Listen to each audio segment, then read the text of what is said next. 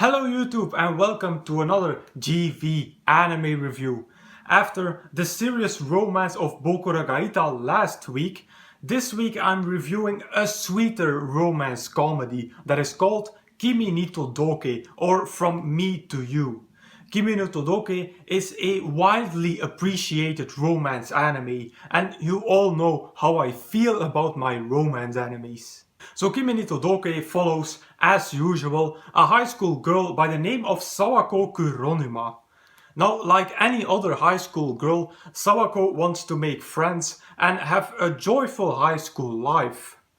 Only there's one problem with that, being that because Sawako is kind of socially awkward, she's freaking terrifying, and other students even think that she's a witch who does black magic.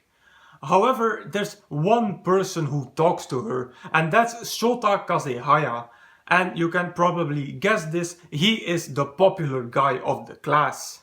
And as the two spend more and more time together, Sawako starts to feel things that she never felt before. And I wonder what that could be. Now, before I start this review, I have to warn you that this review will contain spoilers, because I really have to talk about the end of this anime. But as usual, I will tell you in advance when the spoilers are coming up, and I will provide you with a link to skip the spoilers if you want to. To start off this review, I'm going to compare Kimi no Todoke to last week's anime Boku no Gaita. Since I watched these two back to back, I couldn't help but compare them to each other.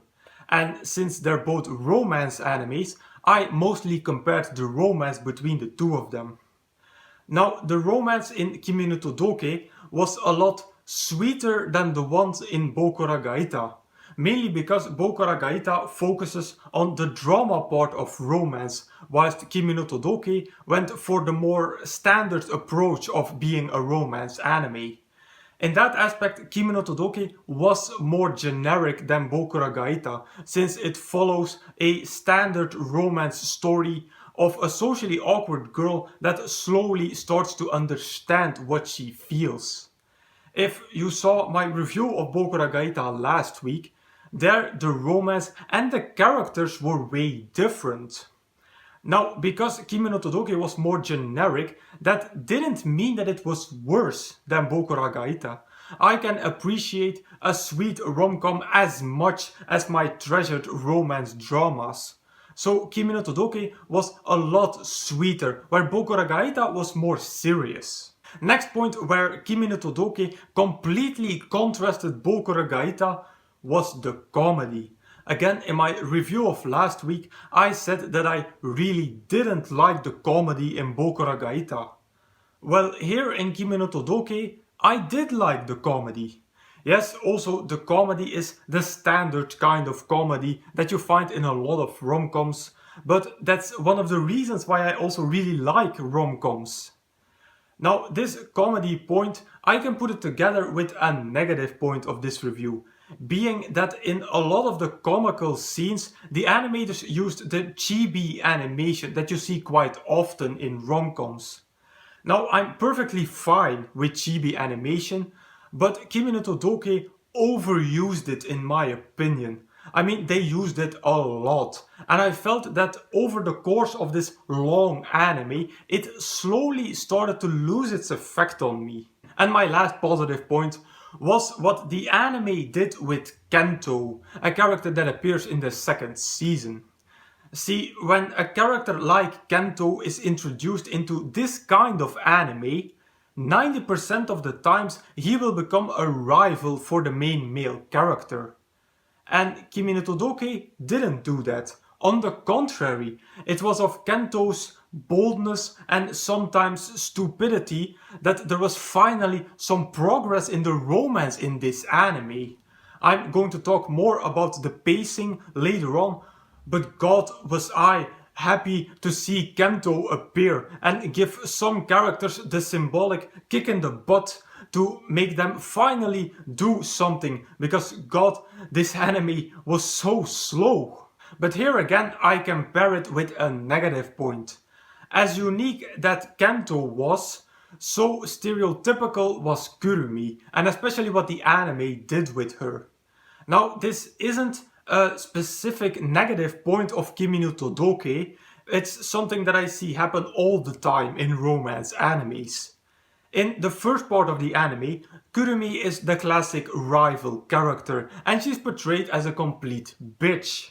But then, the more as the anime moves forward, the more it tries to give Kurumi a good character, and I'm a bit annoyed by that. If you're going to make a bitch character, then just leave her being a bitch character instead of always trying to make everybody in your anime have a good personality. Now, my first and only negative point that I can talk about without telling spoilers was that for a romance fan like me, Kimi no Todoke was very frustrating to watch. See, in this type of rom-coms, it's normal that the main couple needs some time to understand their feelings and to confess their feelings to each other. But Kimi no Todoke drove it to the extreme. Every time there was some development between Sawako and Shota, and where I thought that the romance was finally going somewhere, the anime said, no, you can just wait a little longer. And it did that over and over again, so that the anime dragged on and on and on. At certain points, I started to wonder if Sawako and Shota were ever going to become a couple, because judged by their will to make their relationship move forward, I would say no. And the main reason why the romance was so incredibly slow was that every single character in this anime is as dense as a freaking rock. Literally, the only character in this anime that had an idea of the several romantic developments was Ayane. But all the other characters, main or side character, seemed to have no clue about what was happening between all the different characters. And that slowness made Kimi no Todoke quite frustrating to watch for me. Now, my other two negative points are about the ending of the anime. And of course, these are spoilers. So click the link on the screen to skip the spoilers about the ending.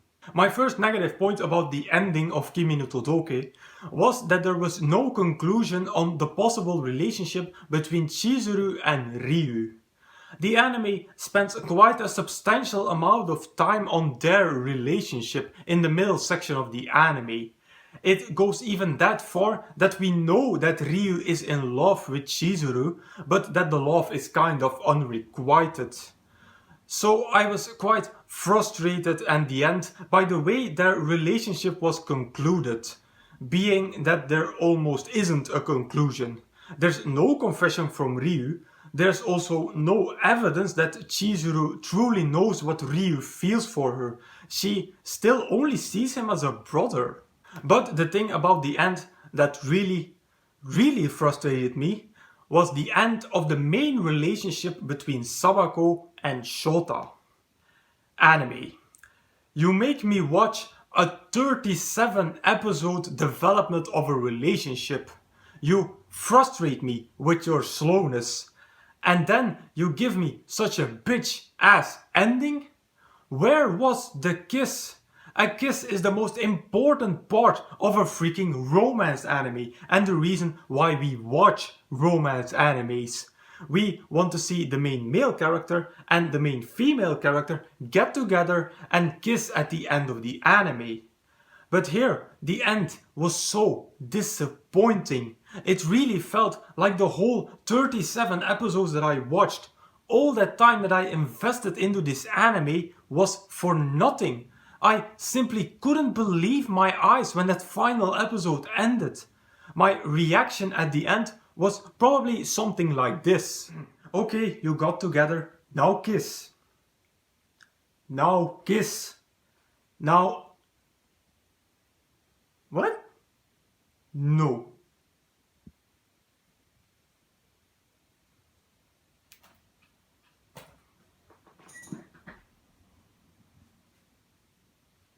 What the fuck, anime? Yeah, something like that. It's just So a shame. The path towards the final romance was already quite challenging, and this ending left me very, very disappointed. So as a conclusion, Kimi no Todoke was a romance anime that really challenged me. It challenged my love for romance animes. Now don't get me wrong, I'm not saying that I didn't enjoy the romance in Kimi no Todoke or the anime as a whole. But it was so slow, the characters were so dense, and that ending, yeah. So everything together, I'm going to rate Kimi no Todoke at 3.5 out of 5 stars. I enjoyed the sweeter romance after the more dramatical one of Bokura Gaita, and if that ending hadn't pissed me off that much, I would have enjoyed it that much more. Now I can give you a lot of recommendations for Kimi no Todoke, since it's quite a standard rom-com anime.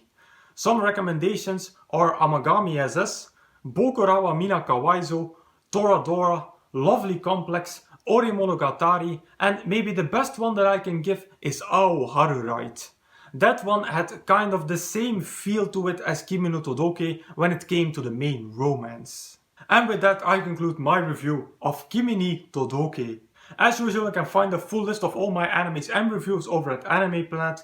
As usual, I will put a link in the description box down below. Now if you want me to review a particular anime from this list, please put it in the comments. Also, if you have a recommendation for me, put it in the comments as well. So if you like this video, please give it a thumbs up, visit me on Facebook and subscribe to this channel for more reviews in the future. I will say arigatou gozaimasu, and I will see you all in the next video.